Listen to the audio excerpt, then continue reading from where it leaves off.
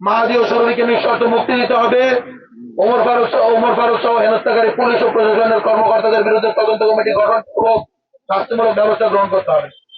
আমাদের দ্বিতীয় দফা, জুলাই গণঅভ্যুত্থানে অংশগ্রহণকারী ছাত্র শ্রমিক জনতার 1 জুলাই থেকে 8 আগস্ট পর্যন্ত পরিচালিত সকল কর্মকাণ্ডের জন্য দায় মুক্তি প্রদান করে আগামী 24 ঘন্টার মধ্যে রাষ্ট্রপতির মাধ্যমে অধ্যাদেশ জারি করতে হবে। আমাদের তৃতীয় দফা, জুলাই বিপ্লবে গুরুত্বপূর্ণ অবদান রাখা সেনা, নৌ, বিমান বাহিনী সহ সামরিক, আধা সামরিক ও বেসামরিক প্রশাসনের সকল কর্মকর্তা, সৈনিক, কর্মচারীদের ইতিহাস লিপিবদ্ধ করে তাদের সম্মাননা, স্বীকৃতি, আইনি সুরক্ষা নিশ্চিত করতে হবে। কর্মক্ষেত্রে তাদের হয়রানি বন্ধে একটি স্থায়ী কমিশন গঠন করতে হবে এবং 2009 সালের 25 ফেব্রুয়ারি থেকে ফ্যাসিবাদের রোশনালে পড়ে সশস্ত্র বাহিনীতে পদোন্নতি বঞ্চিত অফিসারদের দ্রুত পদোন্নতি ও গুরুত্বপূর্ণ সংবেদনশীল পদগুলো প্রদান করতে হবে।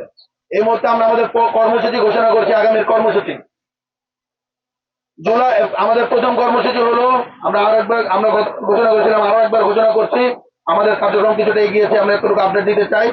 আমাদের কর্মসূচি হলো, জুলাই গণঅভ্যুত্থান চলাকালে সারা দেশে যে যে থানার অধীনে ছাত্র জনতাকে শহীদ করা হয়েছে সেই সকল থানার ওসি এবং সেই জেলাগুলোর এসপি থেকে শুরু করে তদূর্ধ্ব যারা কমান্ডিং অফিসার রয়েছেন তাদের তালিকা তৈরি করছে বৈষম্য বিরোধী ছাত্র আন্দোলন।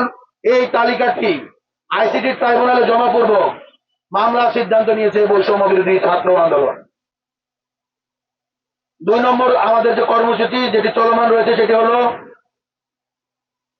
ইনডিমনিটি অর্ডিন্যান্স রাষ্ট্রপতি কর্তৃক জারি নিশ্চিতে আইন উপদেষ্টা এবং স্বরাষ্ট্র উপদেষ্টার সাথে মত বিনিময় করবে বৈষম্য বিরোধী ছাত্র আন্দোলন। এবং আমাদের যে 3 নম্বর কর্মসূচি সেটি হলো নির্বাচনকালীন বৃহত্তম যে দুটি জোটের প্রধান রয়েছেন তাদের সাথে সাক্ষাৎ পূর্বক তাদের নির্বাচনী ইশতেহারে জুলাইয়ের বৈপ্লবিক চেতনাকে সমুন্নত রাখা এবং জুলাই বিপ্লবীদের নিরাপত্তা নিশ্চিতের ব্যাপারটি স্পষ্ট উল্লেখ নিশ্চিত করতে, তাদের যে নির্বাচনী ইশতেহারে সেখানে স্পষ্ট উল্লেখ নিশ্চিত করতে বৈষম্য বিরোধী ছাত্র আন্দোলন তাদের কর্মসূচি চলমান রাখবে। এবং আপনারা দেখতে পেয়েছেন সুরবিদের সাথে, মাহাদিদের সাথে কি হয়েছে, তৈবুরদের সাথে কি হচ্ছে। আমরা কিন্তু এই ঘটনাগুলো আর ঘটতে দেব না এবং এই ঘটনা যেখানে আসছে আমরা প্রতিরোধ করব।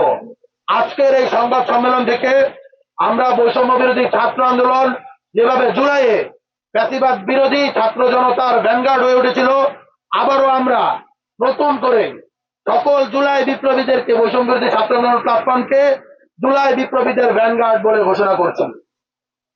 এবং সেই সাথে আমরা আরো একটি ঘটনা বলে, আরো একটি কথা বলে আমরা আজকের প্রেস কনফারেন্স শেষ করতে চাই। বৈষম্য বিরোধী ছাত্র আন্দোলন এবং জুলাইয়ের পক্ষ থেকে আমরা যে বার্তাগুলো দিয়েছি, দফাগুলো দিয়েছি, এখন বাংলাদেশের পক্ষ থেকে আমাদের একটি দাবি রয়েছে। বাংলাদেশের এই মুহূর্তের সব থেকে বড় দফা, বাংলাদেশের এক দফা, সেটি হলো শহীদ ওসমান বিন হাদির বিচার চাই। বাংলাদেশের এক দফা হলো শহীদ ওসমান বিন হাদির বিচার চাই। এই